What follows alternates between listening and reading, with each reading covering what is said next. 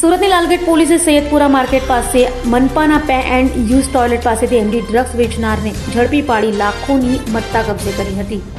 સુરતમાં no drugs in Surat city અભિયાન ચલાવી રહી છે ત્યારે સુરતના લાલગેટ પોલીસે પેટ્રોલિંગ દરમિયાન બાતમીના આધારે સૈયદપુરા માર્કેટ ખાતે આવેલ સુરત મહાનગરપાલિકાના પે એન્ડ યુઝ ટોયલેટ પાસેથી એમડી વેચતા અરબાઝ ઇસ્માઇલ શેખની ધરપકડ કરી હતી અને પોલીસે તેની પાસેથી 5,10,000થી વધુની કિંમતનો 50.40 ગ્રામ એમડી ડ્રગ્સ કબજે કર્યો હતો. તો આરોપીની પૂછપરછમાં તેણે આદિલ રફીક વાણિયા પાસેથી ડ્રગ્સ લીધો હોવાની કબૂલાત કરતા લાલગેટ પોલીસે તેને વોન્ટેડ જાહેર કર્યો હતો.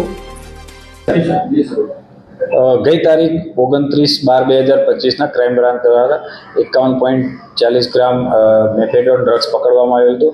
જે તે વખતે અગાઉનો આરોપી અરબાઝ શેખ ધરપકડ કરવામાં આવેલી હતી અને તપાસ દરમિયાન આરોપી આદિલ ઉર્ફે જાડો ઉર્ફે મસાલો રફીકભાઈ વાણિયા રહે સાફોર સુરતવાળો નાસ્તો કરતો હતો.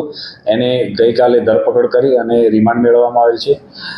અગાઉ પકડાયેલા આરોપીની તપાસ દરમિયાન હાલના આરોપીએ તેને ડ્રગ્સ આપેલાની હકીકત જણાવેલ હતી અને હાલનો આરોપી ધરપકડ કરી રિમાન્ડ ઉપર તપાસ ચાલુ છે.